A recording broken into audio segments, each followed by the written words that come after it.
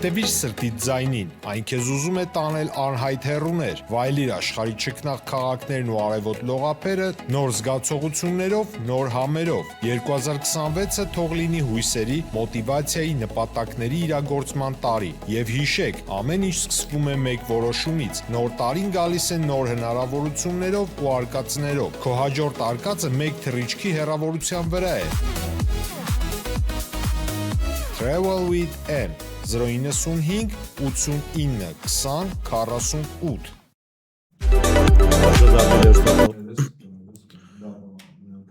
Սկսեմ։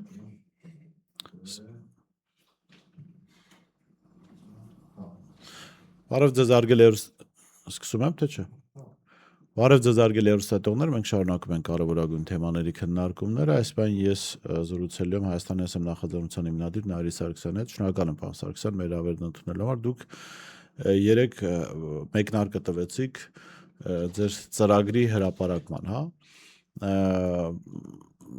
եկեք կետերով փորձենք գալ, հա, այդ ծրագիրը անվտանգություն, արտաքին քաղաքականություն, դա ամեն ինչը ներառված են, տնտեսական հարցեր, հա, եթե կարճ բանաձև ենք, ծրագիրը ինչի մասին է։ Օրինակ իշխանության ծրագիրը հետևյալն է, լավ լինի, որ լավ ապրենք, չգիտեմ, առևտուր անենք, լավ ապրենք, թուրքերի հետ խելոք մնանք, որ լավ ապրենք։ Հայաստանը ԵՍ նախաձեռնության ծրագիրը ինչպիսին է, եթե կարճ բանաձև ենք։ Շնորհակալություն նախարարների համար, Հայաստանի ԵՍ նախաձեռնության ծրագիրը արժանապատիվ ապրելու, բարեկեցիկ ապրելու, անվտանգ ապրելու մասին է։ Շատ կարճ բանաձևած ամփոփված է։ Եվ ծրագիրը, եթե արդեն բացում ենք ավելի լայն, ծրագիրը ընդգրկում է յուրաքանչյուր ոլորտ, անվտանգությունը ինչպես պետք է կառուցվի, ինչպիսի անվտանգային ճարտարապետություն է մեզ անհրաժեշտ, ինչպիսի սոցիալ-տնտեսական քաղաքականություն է անհրաժեշտ երկարաժամկետ հեռանկարում, կանխատեսելի հեռանկարում, որովհետև սոցիալ-տնտեսականից այդ թվում բանաձևում կամացանցվում է այսօրվա դպրոցահասակ կամ նորածին զավակ ունեցողների վաղվա օրվա անորոշությունները։ Եթե մենք չտանք այդ կանխատեսելիությունը, որ այս տարվանից սկսած հաջորդ տարի ավելի դրական լինելու, ավելի կանխատեսելի միջավայրում եք դուք լինելու եւ իրենք կարողանան պլանավորել իրենց զավակների ապագան, դրա համար շատ կարևոր է սոցիալ-տնտեսական այդ թվում։ Առողջապահական ծրագիր, այնուհետև ըստ սոցիալական խավերի, կեսաթոշակառուներին ինչ են առաջարկում, նպաստ ստացողներին ինչ են առաջարկում, զինծառայողին ինչ են առաջարկում, մանկավարժին ինչ են առաջարկում եւ այսպես շարունակ։ Այսինքն յուրաքանչյուր անհատի, յուրաքանչյուր ընտանիքի եւ հավաքական Հայաստանի Հանրապետության ամբողջ զարգացման տեսլականն է ու հիմնավորված, փաստարկված ամենակարևորը։ Պարոն Սարգսյան, տեսեք, անվտանգության հարցը ամենաշատ քննարկվողն է այս բaragam, հատկապես տարածաշրջանի այս ֆոնին, տարածաշրջանի այս իրավիճակի ֆոնին, պատերազմ, Իրանի դեմ, Ադրբեջանը արդեն որոշակի ինչ-որ գործընթացներում է մասնակից դառնում եւ Հայաստանը այս տարածաշրջանից դուրս չի։ Հայաստանը պատերազմի միջով է անցել, Հայաստանի անվտանգության համակարգը ըստ էության խարխլված է, հա։ Խնդրեմ դուք ասեք ինչ մոտեցումներ ունեք անվտանգության առումով, ինչ ճարտարապետություն եք պատկերացնում, ում հետ համագործակցաբար անվտանգության բացերը ինչպես պիտի լրացվեն, որ պետությունների կամ կազմակերպությունների աջակցությամբ խնդրեմ։ Կխնդրեմ անվտանգությունը շատ այսօր չբացենք, իհարկե որոշակի հարցերի կպատասխանեմ, որովհետև մենք ունենք այդպես հրապարակման, ծրագրի հրապարակման հերթականություն ու ռազմավարություն, հրապարակում անենք նոր դրա մասին խոսենք։ Իհարկե անվտանգության ճարտարապետության մեջ Իրանը ունի առանձնահատուկ դերակատարում, Ռուսաստանի Դաշնությունը ունի առանձնահատուկ դերակատարում, Չինաստանը ունի առանձնահատուկ դերակատարում, անմասն չեն նաև Ամերիկայի Միացյալ Նահանգները, բայց այստեղ ունենք եւ հերթականություններ եւ առաջնահերթություններ եւ շահերի իրական համադրումներ։ Մենք քաջ գիտակցում ենք որևէ գերտերության, տարածաշրջանային տերության շահերի համընկումը եւ շահերի արճակատումը մեր ընդհանուր շահերի հետ եւ դրա միջակայքում մենք մեր ամբողջ անվտանգային ճարտարապետությունը կառուցել ենք։ Ներկա փուլում, երբ որ որևէ մեկը աշխարհում դեռ չգիտի, նույնիսկ գերտերությունները չգիտեն իրենց պլանավորած սցենարների մեջ որն է լինելու, օրինակ A սցենար, B, C եւ այլն, այսպես շարունակ, եւ առաջանցիկ կերպով Հայաստանը այդպես հայտարարի եւ մտնի այդպես պայքարի մեջ կամ մրցավազքի մեջ, այդքան էլ կոռեկտ չենք գնահատում։ Շատ լավ, տնտեսական հարցերին գանք։ Հայաստանի տնտեսությունը չնայած հնան աճել է, մենք հասկանում ենք դա մեծ մասամբ կապված է ռուս-ուկրաինական պատերազմի հանգամանքների հետ, վերաարտահանումների հետ, հա, որ իրական տնտեսության հետ կապ չունի, արդյունաբերությունը չի զարգացել, արտադրություններ, չգիտեմ, շուտ ծավալներ չեն զբաղեցրել, հա, ինչպես եք տեսնում դուք տնտեսական բարեփոխումների ճանապարհը, տնտեսական կյանքը Հայաստանում։ Տեսեք, նախ սկսենք նրանից ինչի հաշվին է աճել, այդ թվում վերաարտահանումների հաշվին աճը դա եղել է նախորդ տարիներին 30%-ով 25 թվականի դրությամբ արդեն իսկ արտաքին առևտրաշրջանառությունը նվազել է, ընդ որում դա Հայաստանի կառավարության մեծ մասամբ Հայաստանի կառավարության ապաշնոր կառավարման արդյունքում է եղել ու հիմնավորված ենք դասում ինչու այդպես եղել։ Նույն տրանսպորտային միջոցների վերարտահանման արգելքները, երկակի նշանակության ապրանքների արտահանման սահմանափակումները, ռելոկանտների համար անբարենպաստ միջավայրի ձևավորումները, որոնք բոլորը եղել է Հայաստանի կառավարության անգործության կամ այսպես սահմանափակ գործունեության արդյունքում։ Տնտեսությունը աճել է վերջին ժամանակահատվածում հանքարդյունաբերության հաշվին, որը ճիշտ է ներառական չի, այսինքն յուրաքանչյուր քաղաքացու չի ներառում ու չի ընդգրկում բարեկեցության մեջ, որոշակի չափով աճել է շինարարության հաշվին, որը պայմանավորված է մի քանի հանգամանքներով, օրինակ տարբեր երկրներում Ռուսաստանում, Ուկրաինայում մեր հայրենակիցների իրենց բնորանում բնակարան ունենալու ցանկությամբ, ոչ թե տեղում ապրողների, եւ որոշակի չափով իհարկե ազդեցություն ունեցել եկամտային հարկի հետ վերադարձը, որը այս իշխանությունը նորից հետ վերադարձեց, հանեց եկամտային հարկի վերադարձը։ Այլ ոլորտներում արդյունաբերության մեջ դե իհարկե շատ վատ է իրավիճակը, մեղմ նկարագրած շատ վատ է իրավիճակը, մասնավորապես խմիչքների արտադրությունը, որը առաջատարներ հանդիսանում արդյունաբերության ոլորտում եւ որը նույն կառավարության այսօրվա ղեկավարի կառավարության նիստին արած հայտարարության արդյունքում շատ ավելի կարող է վատանալ իրավիճակը, որ ասեց հայկական կոնյակները ինչու եք այդպես գովերքում, թե գույն խառնած ինչ որ սպիրտներ են կամ սպիրտային խմիչքներ են։ Միանշանակ դա շուկայում ունենում է շատ բացասական ազդեցություն, նամանավանդ երբ մրցակիցները ատամները սրած սպասում են ցանկացած ձախողման։ Դուք պատկերացրեք, օրինակ նույն ներուժը ունի Ադրբեջանը, կարող է խաղողի մթերում իրականացնել շատ ավելի բերի հողերում, հայկական Արցախի տարածքում, այո, բայց ադրբեջանական բրենդավորմամբ կոնյակ արտադրի եւ մտնի ԵԱՏՄ շուկա, հետո ասի տեսեք Հայաստանի վարչապետը ասում է, որ իրենց կոնյակը թե իգույն խառնած է, մեր իրական կոնյակ է։ Պատկերացրեք, դա բացասական էֆեկտը արդեն ինչի է տանել։ Տնտեսական ներուժի հետ կապված այժմ շատ ավելի է բարդացել, շատ չափազանց, եթե մենք մի փոքր երկրորդենք, այսպես հիպոթետիկ երկրորդենք Իրանի դեմ գործողություններով պայմանավորված անվտանգային խնդիրները, ապա սոցիալ-տնտեսական խնդիրները շատ ավելի խնդրահարույց են, շատ։ Մենք Չինաստանի հետ, Արաբական Միացյալ Էմիրությունների հետ առևտրաշրջանառություն իրականացնում ենք Իրանի Իսլամական Հանրապետության միջոցով։ Պատկերացրեք, երբ որ ամբողջ արտահանումները եւ ձեռբերումները տեղի ունենան արդեն փոթի նավահանգստի միջոցով, դրանք ինքնարժեքի վրա ինչպիսի բացասական ազդեցություն կարող են թողնել։ Օրինակ կարող է Հայաստանից արտահանումը այլևս չլինի շահավետ եւ ունենանք արտահանման ժամանակավոր արգելափակում։ Ներկրումը այնքան թանկ լինի, որ սպառում ուղղակի Հայաստանում հնարավոր չէ իրականացնել, որովհետեւ մարդիկ ունեն սահմանափակ քանակությամբ եկամուտ եւ այդ եկամուտը բավարարում է հացին, որոշակի հագուստի եւ այլն, պատկերացրեք այդ թանկոցները ինչի կարող են հանգեցնել։ Նավթի առումով 20-ից 25% մոտավորապես համաշխարհային նավթի մատակարարումների դուրս է գալիս հենց Պարսից ծոցից եւ սահմանափակումները կարող են հանգեցնել վառելիքային շուկայում էական գնաճի, որոնք շատ այսպես բացասական կանրադառնան եւ ներկրվող ապրանքների վրա եւ Հայաստանում արտադրվող հենց ապրանքների վրա։ Եվ այս կառավարության երկարաժամկետ կառավարումով ունեմ արդեն հաջորդ շատ ավելի վտանգավոր մտավախությունը,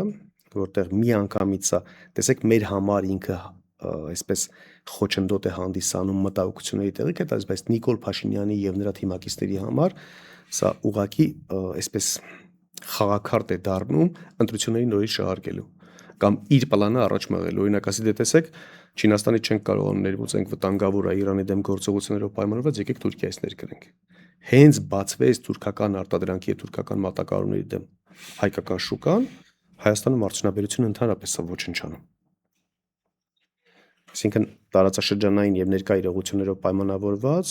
Հայաստանը այս պայն գտնվում է շատ турբուլենտ ու շատ այսպես վտանգավոր սահմանակցի վրա։ Պարոն Սարգսյան, մենք կարող ենք գնահատել, որ գլխավորապես նաև Նիկոլ Փաշինյանի մոտեցումները մանկամիտ են տնտեսական հարցերի վերաբերյալ, որովհետև մի առիթով իրենք շահութահարկը բավական բարձրացրել էին, եւ ասում ենք փորձենք 3 ամիս, եթե տեսնենք բիզնեսի վրա լավ չի ազդում, կփոխենք մեր որոշում։ Սա տնտեսագիտության տեսանկյունից մանկամիտ մոտեցում չէ այդ արտադրողներին, բարիք ստեղծողներին, որ մարդիկ կարող են 3 ամսում կործանվել ուղղակի եւ այլևս չկարողանան վերականգնել։ Մանկամտություն միանշանակ կա իրենց գործողությունների մեջ, մանկամտություն, տգիտություն, անկրթություն, այսպիսի բոլոր աները կարող ենք թվարկել։ Բայց մյուս կողմից ես նաև վստահություն ունեմ, որ դա ծրագրավորված քաղաքականություն է, որովհետև դժվար է այնքան մանկամիտ ու այնքան տգետ լինել, որ 8 տարվա մեջ անդադար քննադատելով մեր կողմից, Հայաստանի ԵՍՄ-ի կողմից օրինակ ներկայացված ծրագրային դրույթներ հստակ ներկայացնում ենք ոլորտ, խնդրի նկարագրություն, լուծում ակնկալվող արդյունք։ Բոլոր գերատեսչություններից հետ էր գալիս պատասխան, ոչ թե հակահիմնավորումով, որ ձեր թեզը չի աշխատի, այլ կամ նպատակահարմար չենք գտնում, կամ դա կիրականացնենք եւ այլն եւ այլն։ Այսինքն սա ինչի մասին է խոսում։ Այո, եթե չեն հասկացել, առաջարկը տրամադրել ենք։ Չեն իրագործում, նշանակում է նաև կա այլ դրդապատճառ։ Որն է այդ դրդապատճառը։ Հայաստանի Հանրապետության վերջնական լուծարումը, սա անընդհատ պետք է ասենք, մինչև որ Հայաստանի յուրաքանչյուր քաղաքացի վերջնականապես վստահի, գիտակցի, որ կասկածի մի նշույլ անգամ չունենա, որ այս իշխանությունները Հայաստանը չի տանում դեպի լուծարում։ Հիմա այս քաղաքացին պիտի ձեզ հարց տասի, իրենց շահավորն է Հայաստան լուծարելու, ում է դա ձեռնտու։ Հայաստանի լուծարումը ձեռնտու է մեր հարևան թշնամաբար տրամադրված պետություններին, նախ սկսենք Թուրանի մեծ այս մարդկանց իմաստով ձեռնտու ասեք իշխող։ Գալիս եմ դրան, այսինքն գլխավոր այսպես ասած իրենց քաղաքական հայրերը ունեն այդպիսի նպատակ եւ Նիկոլ Փաշինյանի կարողանում են կառավարեն ինչպես որ ցանկանում են։ Հիմա դա կլինի կոմպրոմատների ազդեցության տակ, թե կլինի այլ ազդեցությունների տակ, ինչ շատ քիչ է հետաքրքրում։ Բայց մի նպատակ է, այո, մի նպատակ որ կա, որի մեջ ես ունեմ որոշակի վստահություն։ Նիկոլ Փաշինյանը տեսեք հասկացել է, որ այսպես ժողովրդավարություն խաղալով վարկանիշ այլևս չունի։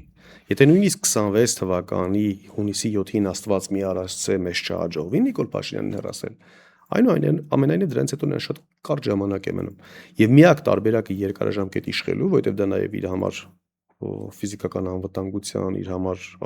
անձնական խնդիր է, միակ տարբերակը է այսպես Հայաստանին դարձնել ինչ որ նշանակովի կառավարության կարգավիճակով, դա կլինի վիլայետ, դա կլինի ինչ որ մի երկրի կամ Թուրքիայի մասնավորապես այսպես ազդեցության գոտում գտնվելու որոշակի անկախության էլեմենտներ պարունակելով ինչ որ մի կարգավիճակ էական չի, որտեղ որ ժողովուրդը չի ընտրելու նրան։ Սա նրա համար իրապես շատ շահավետ տարբերակ է։ Հիմա տեսեք, մենք չնայած դուք ասեք անվտանգության մասին կխոսեք, ձեր ծրագրային դրույթներ կբացեք առաջիկայում, անվտանգությունը իրապես հետաքրքրող է, չնայած այն հանգամանքին, որ այս իշխանությունները փորձում են ստեղծել տպավորություն, թե խաղաղություն է հաստատված, ես օրս լսում էի Ալիևին, Ալիևը շատ ուղիղ եւ շատ բառացի ասեց իրենց մասին, որ Ադրբեջանը խաղաղության մեջ է, քանի դեռ Հայաստանը վախենում մեզնից։ Եվ մենք պիտի այդ ռազմական ուժը ունենանք, որ իրենք շարունակեն վախենալ մեզանից։ Հասկանալի է, չէ՞, որ սա երկկողմանի խաղաղության մասին չի, սա պարտադրված իրավիճակ է ռազմական ուժի ճնշման ներքո։ Եվ այս ռազմական ուժի ճնշման ներքո եղած զիջումները, մեր պետության նվաստացումը, այս իշխանությունները ներկայացնում են խաղաղություն որպես։ Հիմա Հայաստանը ունի այդ հնարավորությունը, ռեսուրսները ոչ թե պատերազմ հայտարարելու Ադրբեջանին, այլ ցույց տալու Ադրբեջանին, որ այո, մենք խաղաղություն ուզում ենք, բայց մենք նաև չենք վախենում ձեզանից եւ չենք համարում, որ դուք կարող եք մեզ ոչնչացնել, այ դրա համար մենք խաղաղություն ենք ուզում։ Տեսեք, նախ խաղաղությունից կամ խաղաղության ընկալումներից ես շատ հեռու եմ։ Ես չեմ գտնում, որ Հայաստանը խաղաղության մեջ է։ Հայաստանի ներկա կարգավիճակը նման է մի կարգավիճակի, երբ որ հարևանը հաջորդ հարևանին հենց տանից ոտքը դուրս է դնում, ծեծում է եւ ասում է՝ նայ, եթե երբևէ դու տանից դուրս գաս, դու միշտ ծեծ ես ուտելու։ Կմնաս քո տանը եւ հանգիստ կլինես։ Խոսք եմ տալիս քո տան մեջ քեզ այլևս չծեծեմ։ Ու հարևան դուրս մտնի տուն, ընտանիքի անդամներին ասի, տեսեք ինչ խաղաղ ապրում ենք, մենք արդեն հաջորդ հարևանի հետ բոլոր հարաբերությունները կարգավորել ենք եւ մեր չի ծեծելու։ Հայաստանը այդպիսի կարգավիճակում է։ Այսինքն քեզ խելոք պահի, կատարի այն ինչ ես եմ ցանկանում, փոփոխի քո սահմանադրությունը, ընդունի ադրբեջանցիներին 200,000 կլինի թե 300,000 կլինի։ Ես կբերեմ իմ, չգիտեմ, հենակետերը կտեղակայեմ քո սուվերեն տարածքում, իմ զորքը կգտնվի քո սուվերեն տարածքում։ Արցախի ռազմաքաղաքական ղեկավարություն եւ այլ անձինք կլինեն Բաքվի բանտերում եւ այլն, ձայնդ հանկարծ չհանես։ Ես դա չեմ համարում խաղաղություն։ Իսկ հարցի հաջորդ կողմին անդրադառնալով, ասեմ, որ Արցախի կորստով Հայաստանը կորցրել է իր անվտանգային ռազմավարական խորքը եւ Հայաստանի ամբողջ անվտանգային ճարտարապետությունը պետք է փոխվի, որը մենք նկատի ունեցել ենք եւ ներառել ենք։ Այսինքն պաշտպանողականից անցում կատարել արդեն այդ թվում հարձակվողական զինատեսակների ձեռքբերումը, այսինքն քո պաշտպանական պլանը ռազմատեխնիկայի ձեռքբերումից սկսած մինչև զինվորականների պատրաստում ու վերապատրաստում ամբողջությամբ պետք է վերափոխվի, որովհետև այլ իրականություն էր Արցախի գոյությունը, այլ իրականությունը նեղ հատվածով Սյունիքի առկայությունը։ Դրա համար սրանից ավել որ բացեմ միգուցե շատ նախաշեմին ԿՊԱ-ականները շահարկեն։ Սոցիալական հարցերի մասին գանք, Հայաստանում տարբեր գործիչներ հրապարակել են տվյալներ, որում անգամ պաշտոնական տվյալներ, որոնք որոշակի փոփոխությունների են ենթարկվում, Հայաստանում հասարակության զգալի մասը աղքատության մեջ է ապրում։ Եվ Հայաստանում հասարակության մի զգալի մաս էլ կա, որը աղքատ չի համարում, բայց իրականության մեջ աղքատ է, որովհետև ասենք լավ, պաշտոնական ցուցանիշներով իրենք աղքատ չեն, բայց իրենց կյանքում իրենք 40-45 հազարի անսպասելի գնումը իրենց համար անթույլատրելի է, անհնարին է։ Մարդիկ ուղղակի բժշկական ծառայություններից օգտվելու հնարավորություն չունեն անհրաժեշտության պարագայում։ Մարդիկ հանգստի գնալու հնարավորություն չունեն։ Մարդիկ պարզ սնունդում, այսինքն նորմով սահմանված միս օգտագործելու հնարավորություն չունեն։ Եվ այս ֆոնին խոսել, որ Հայաստանում կյանքը լավ է, կարծում եմ այդքան էլ ճիշտ չի։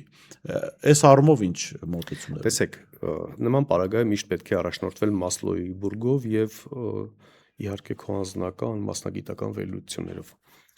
Մարդը եթե սոված է, նրան այլևս ոչինչ չի հետաքրքրում։ Այսինքն առաջնային պահանջմունքի բավարարում դա սովի հաղթահարումն է։ Այնուհետև գալիս է անվտանգությունը։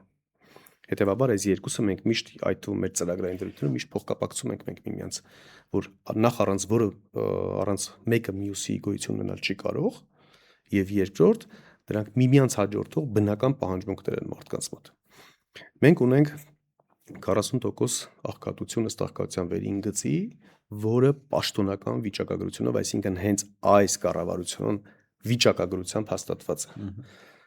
Աղքատության վերին գիծը 64,000 դրամ է։ Նվազագույն սպառողական զամբյուղը 80,000 դրամի շրջանակներում։ Որովհետեւ նվազագույն սպառողական զամբյուղով հաշվի գերվի 80%, 50%-ից ավելի։ 60-70 միգուցե աղքատ լինի, բայց այսինքն մի հատ այսպես հետաքրքիր ձևակերպում եմ անում վերջերս։ Այսինքն Հայաստանում աղքատին աղքատ լինելու համար չի բավարարում 16,000 դրամ։ Աննորմալություն է սա ուղղակի։ Թոշակառուների վերաբերյալ։ Տեսեք, 40,000 թոշակի պայմաններում Նիկոլ Փաշինյանի կառավարման տարիներին մոտավորապես առաջին անհրաժեշտության ապրանքների գնաճը եղել է 40% շրջանակներում։ Այսինքն գնող ունակություն 12,000-ով ընկել է։ Այսինքն թոշակառուի թոշակը իր գնող ունակությամբ ապրանքներ ձեռք բերելու քանակով պայմանականորեն 2 հացի փոխարեն սկսել է ձեռք բերել 1 հաց։ 12,000-ով աղքատացել է մարդը։ Նպաստառների պարագայում 25-30,000, 32,000 դրամ պարագայում մի հատ 40,000, 80,000 նվազագույն սպառողական զամբյուղ, 30,000 նվազագույն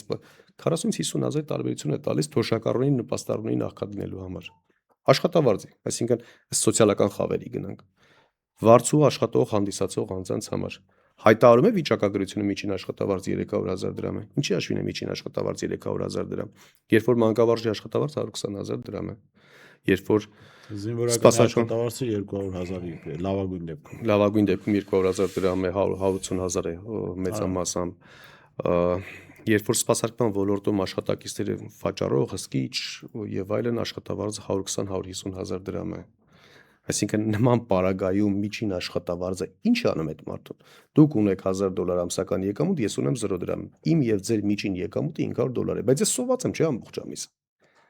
Միջին աշխատավարձ 300,000 դրամ է, որովհետեւ նախարարը բացի 1 միլիոն դրամ աշխատավարձից մի հատ էլ 7 միլիոն պարգևավճար ունի։ Պատգամավորը բացի 600-700,000 աշխատավարձից մի հատ էլ 3 միլիոն պարգևավճար ունի եւ այսպես շարունակ։ Կապի հաղորդակցության ոլորտներում, հանքարդյունաբերության ոլորտում, բանկային ոլորտում բարձր պաշտոնյաները, բայց բարձր պաշտոնյաները բարձր վարձատրվում են։ Օրինակ բանկ եկեք մի հատ վերցնենք։ Բանկի սպասարկման ոլորտի աշխատակցի 200-250,000 դրամ աշխատավարձ եւ բանկի վարչության նախագահի պայմանական 7-10 միլիոն դրամ աշխատավարձ։ Այո, միջինը բավականին բարձր է կազմում բանկային ոլորտում, բայց չէ՞ բանկի սպասարկման ոլորտի ստորին օղակի աշխատողի աշխատավարձը մնում է ցածր, որտեղ ներուժ չկա բարձրացման։ Եվ այսպես խափում են, այսինքն, եթե մենք վերցնում ենք թոշակ ստացող, նպաստ ստացող, աշխատանք կատարող, գալիս ենք հիմա այլ բիզնեսին, բարիք ու արդյունք ստեղծողին, բաժանենք բիզնեսի երկու մասի՝ փոքր միջինով եւ խոշորով։ Տեսեք, երբ որ մենք նայում ենք, օրինակ, մի քիչ մասնագիտական էստեղ ասեմ, դեբիտորական պարտքերի հավաքագրման ծավալները յուրաքանչյուր տարի վատթարանում է։ Այսինքն մարդ ապրանքը կամ ծախում է, ծառայությունը մատուցում է, բայց փող չի կարողանում ստանալ, որովհետև որևէ մեկի ձեռքը փող չկա։ Խնդիր կա Հայաստանում այստեղ։ Գնանք մանր միջին բիզնեսը։ Այո, հարկային բեռի որոշակի այսպես ավել չափ վերջերս 6 ամիս առաջ որ բարձրացրեցին եւ շատ ոլորտների էլ որ դուրս անեցին շրջանառության հարկի կամ միկրոձեռնարկատիրության համակարգից, բայց այնուամենայնիվ հարկը այդքան չի ազդում, ինչքան որ աշխարհի զարգացման տեմպը։ Օնլայն առևտուրը Երևանի, Հայաստանի բոլոր շուկաներին ուղղակի հասցնում է սնանկացման։ Արդյոք սրա վերաբերյալ ունեն ռազմավարություն, թե չունեն։ Պատասխանը միանշանակը չունեն այս մարդիկ ոչինչ։ Այսինքն փոքր եւ միջին բիզնեսը աշխատում է վարկ վճարելու համար, աշխատում է վարձավճար վճարելու համար։ Չեն կարողանում ուղղակի, շատերը սնանկանում ու փակվում են։ Ապահովագրության վերաբերյալ, որ ասեցիք, նույն սոցիալ-տնտեսական առանցքային խնդիրներից մեկը։ Մի էկոնոմիկայի նախարար ունենք, ես միշտ ասել եմ, չէ՞, սրանց մրցակցային առավելությունը աներեսությունն է, անամոթությունն է։ Դուրս է եկել ինչ-որ վիդեո հոլովակներ է թողարկում, պապիկը երջանկացել էր, որ իր դեղերը վճարում են։ Սուտ է խոսում։ Սահմանված է ապահովագրական համակարգով ներկայիս ներդրված 2026 թվականին դեղի արժեք, ազդող նյութի արժեքով են իրենք այնտեղ մեթոդաբանություն են մշակել, դեղի ազդող նյութով են փոխհատուցումը տրամադրում։ Դեղատանը վաճառվում է դեղը 3000 դրամով։ Թվեր եմ ձեզ ասում, որոնք որ ուղիղ թվերն առանց դեղի անուն եմ ուղղակի հայտարարելու ասում, բայց սրանք պայմանական թվեր չեմ նշում, ուշադիր լսեք թվերը։ 3000 դրամի մեջ, եթե ինքը փող չաշխատի, այսինքն չունենա որոշակի այսպես մարժա ինքնարժեքի վրա 10%, 12%, որից գոյացած գումարը պետք է դառնա վարձակալության վճար դեղատան, պետք է դառնա դեղատան աշխատակցի աշխատավարձ եւ եկամուտ իրեն, որ շահադրթի որ նա գնա բիզնեսով զբաղվի։ 10% եկեք հանենք 3000-ից հետ հաշվարկի պարագայում 10%, 2800 դրամ ինքնարժեքն է։ Առողջապահության նախարարությունը հաստատել է փոխհատուցելով 500 դրամ։ Ասես ընկեր դու ձեռ ես առնում ես մարդուն, դու խափում ես մարդուն, ասես քո դեղը անվճար է, գնում է դեղատուն, դեղատան սեփականատերը դառնում է պետության եւ գնորդի միջև ուղղակի խափեփա։ Այսինքն դեղատան սեփականատիրոջ հաշվին դու ցանկանում ես ում լավություն անես։ Բա հետո էլ մեր սիրելի դեղի կարիք ունեցող հայրենակիցները գնալու են անեցք են տապելու դեղատան աշխատողի եւ դեղատան ղեկավարի։ Մի փոքր նաեւ բացեք այս խնդիրը, ասիկան ինչ է նշանակում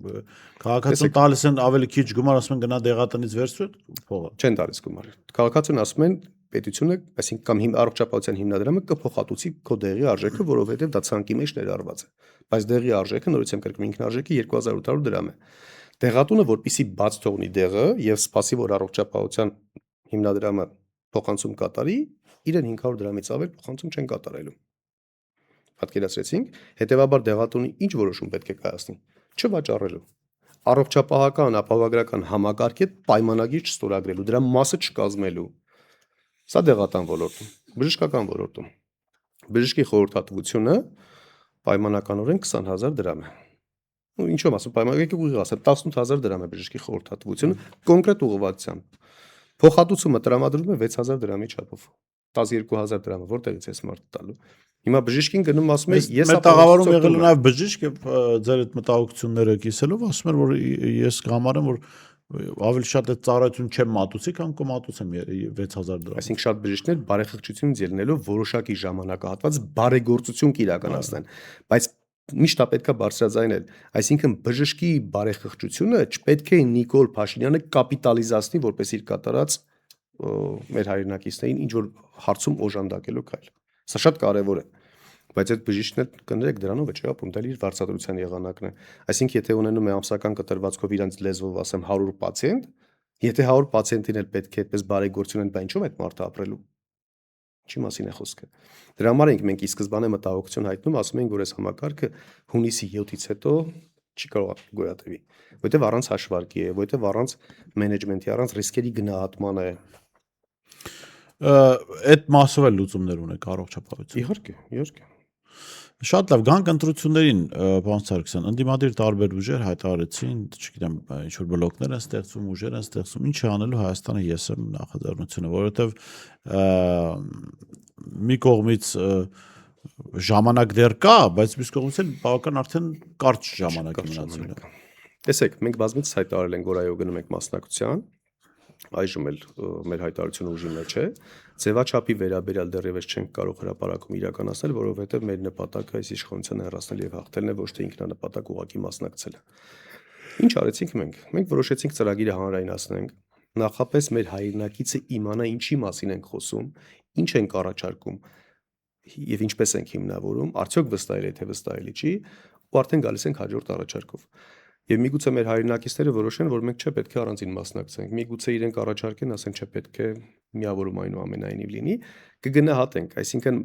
որոշումները մեր մոտ ոչ թե կայացվում են էմոցիաներով, այլ սթափ հաշվարկներով։ Որքան ներուժում ենք, որքան ներուժի պոտենցիալ ունենք, ըստ այդմ կայացվում է որոշումը։ Շատ քիչ կարճ ժամանակ է մնացել, կարծում եմ որոշակի ծրագրային դրույթներ հրապարակելուց հետո արդեն կհրապարակենք հստակ թե ինչ ձևաչափով ենք մասնակցում։ Այսօր հրապարակվեցին հարցման տվյալներ, որի մասին մենք 3 օր առաջ հոդված ունենք, մեր աղբյուրները տեղեկացրին, որ այդ հարցման տվյալները բավական մտահոգիչ են իշխանությունների եւ արևմտյան ուժերի համար եւ փորձ է արվելու մի քանի օրվա ընթացքում փոփոխել պատկերը։ Հիմա նայում ենք այս պատկերին, ինչ կարծիք ենք ձևավորում։ Տեսեք, նախ այդպիսի հարցումները պետք անել վստահություն չեն ներշնչում իմ մոտ։ Հայաստանում վերջին տարիներին հատկապես հարցումները ոչ թե հանրային տրամադրությունները ցույց տալու փաստեր են, այլ ազդելու։ Սա շատ կարևոր է էլի արձանագրել։ Դրա համար դրանց այդքան էլ ուշադրություն չեմ դարձնում։ Հետևաբար հարցումները կթողնենք վերջի ժամանակահատվածում։ Տեսեք, հարցումները ըստ քաղաքական ուժերի եւ անձանց մասով շատ քիչ է իրականում ինձ հետաքրքրում, բայց այ հարցումների մեջ գոյություն ունեն թվեր, որոնք որ այսպես հարցում իրականացնող ամենայն հարգանքով բոլոր այդպիսի կազմակերպությունների հանդեպ, բայց հարցում իրականացնող կազմակերպությունը չունի մոտիվացիա, որպեսզի խեղաթյուրի տվյալները։ Օրինակ հարցումներով ձեր նշած 48%-ը դեռևս ոչ մեկին չէր վստահում, որովհետեւ դեռևս առաջարկ չի լսել։ Լավ դրական կողմ էլ ուներ, այսինքն մարդկանց չեմ հիշում որքան էր թվականակը, բայց մի ստվար հատված սպասում էր առաջարկներին եւ ծրագրերին, որպեսզի կողմնորոշի ումա իր ձայնը տալու։ Այս առումով հարցումները բավական այսպես դրական էին, ուժերի առումով դեռևս չանդրադառնանք դրան, որովհետեւ անիմաստ եմ համարում։ Դուք հավանական համարում եք իշխանության հաղթանակ, եթե չլինեն կոպիտ միջամտություններ։ Այսինքն հայ հասարակությունը այսքանից հետո կարծում եք պատրաստ է էլի հանդուրժել Նիկոլ Փաշինյանին։ Ես այդ հնարավորություն չեմ տեսնում ոնց որ։ Տեսեք, իշխանության հաղթանակը չի կարող առանց միջամտության լինել, սա միանշանակ է։ Հիմնավորեմ ինչպես։ Բացի այդ, որ ասում մենք միասին համակարծիք եղանք, չէ, որ հասարակության տրամադրության վրա ազդելու նպատակ ունեն այդ սոցհարցումները, բայց մենք յուրաքանչյուրս մեր շրջակայքում անընդհատ հարցումներ իրականացնում ենք։ Այդ թվում մենք մեր միջոցով ենք այդ հարցումները իրականացնում եւ բոլոր տեսակի վերլուծությունները ցույց են տալիս, որ այո Նիկոլ Փաշինյանը չի կարող 2026-ին լինել իշխանություն։ Բայց մնացած քաղաքական ուժերը շատ կարևոր դերակատարում ունեն։ Մենք էլ շատ կարևոր դերակատարում ունենք եւ մնացած բոլոր ընդդիմադիր ուժերը։ Ինչով։ Պետք է անկախ տարաձայնություններից, անկախ միմյանց ծրագրի անհամադրելիությունից եւ այլնից պետք է ունեն հստակ ուղղվածություն եւ որոշակի այդպես պայմանավորվածություններ միմյանց հետ։ Ինչպիսի թիրախների վրա, ինչպիսի վստահությամբ, ինչպիսի խոսույթով աշխատեն, որպեսզի Նիկոլ Փաշինյանը չհաջողվի։ Սա առաջնայինը պետք է լինի։ Երկրորդը շատ քաղաքական ուժեր, ցավոք սրտի դիմադիր, խոսում են չկողմնորոշված հասարակության մասին։ Այո, հիմական չկողմնորոշված օբյեկտիվորեն, բայց գիտեք ինչպես են խոսում։ Պայմանականորեն ընդունենք 1.3 միլիոն պետք է մասնակցություն լինի 2026 թվականին, որտեղ նախորդում 1 միլիոն 200 ինչ-որ 60,000 շրջանակներում է եղել։ Հրապարակվում է ընտրության իրավունք ունեցողների թվականակը 2 միլիոն 400,000։ Խաղադրույք են կատարում 1 միլիոն 100,000-ի վրա, որը 2 միլիոն 100,000 եւ 1 միլիոն 300,000-ի տարբերությունն է։ Այդ մարդիկ 90-ականներից այս կողմ Հայաստանից ընդմիշտ հեռացածներն են։ Ժամանակավոր արտագն աշխատանքի մեկնածներն են, ժամանակավոր կամ մշտական Հայաստանի տարածքում աշխատանքի մեկնածներն են։ Օրինակ, նոյեմբերյանցին Երևանում աշխատանք իրականացնում, բայց իր գրանցման վայրի հասցեն չի փոխել։ Այս մարդը դուք գիտեք ինչպես պետք է շահադրթեք, որ 120,000 աշխատավարձ ստանալով աշխատանքից իրավունք վերցնի իր հաշվին, աշխատավարձ այդ օրվա համար չստանա, ինչ որ տրանսպորտային միջոցով հասնի նոյեմբերյան, քվեարկի ու հետ վերադառնա։ Սա բարդ process է շատ։ Նույնիսկ մարդը իր տանից մոտակա ընտրատեղամաս չի հասնում։ Սա շատ բարդ process է։ Բայց Նիկոլ Փաշինյանը սրանից օգտվելու է։ Հիմա տեսեք, ընդդիմությունը խաղադրույք է կատարում այս անձի վրա եւ իրան անվանելով չկողմնորոշված։ Նիկոլ Փաշինյանը ինչ է անելու։ Այս մարդկանց ժամանակավոր հաշվառման կեղծիքներ է ստեղծելու, որ Երևանում իբր թե քվեարկել են, նույնը կատարելու է նոյեմբերյանում։ Այսինքն մի անձը, որ ընտրության ընդհանրապես չի մասնակցում, բայց երկու տեղ իր ձայնը օգտագործվելու է։ Այս կեղծիքներին միանշանակ Նիկոլ Փաշինյանը գնալու է, վստահ եմ, որ ինքը գնալու է։ Եվ սա էլ այն հարցի պատասխան, որ միջամտություն անելու է թե ոչ։ Այո, միջամտություն անելու է։ Այո, հանրային տրամադրությունների վրա այս սոցհարցումներով, մի մասը կեղծելով, մի մասը որոշակի առումով կեղծելով, այդպես փորձելու ազդի եւ այլն։ Բայց այնուամենայնիվ նույնիսկ այդքան կեղծիքները Նիկոլ Փաշինյանին դեռևս չեն տալիս իշխանություն ձևավորելու հնարավորություն։ Շնորհակալ եմ, պարոն Սարգսյան, դեռ մենք կհանդիպենք անվտանգության ձեր համակարգի վերաբերյալ ձեր առաջարկները քննարկելու եւ գուցե այդ ժամանակ նաեւ ավելի տեսանելի լինի ինչ ձևաչափով եք մասնակցելու։ Շնորհակալ եմ։ Ես շեշտեմ զրուցում եմ Հայաստանի ԵՍՄ նախաձեռնության հիմնադիր եւ ղեկավար Նայիրի Սարգսյանի հետ, տեսություն կհանդիպենք։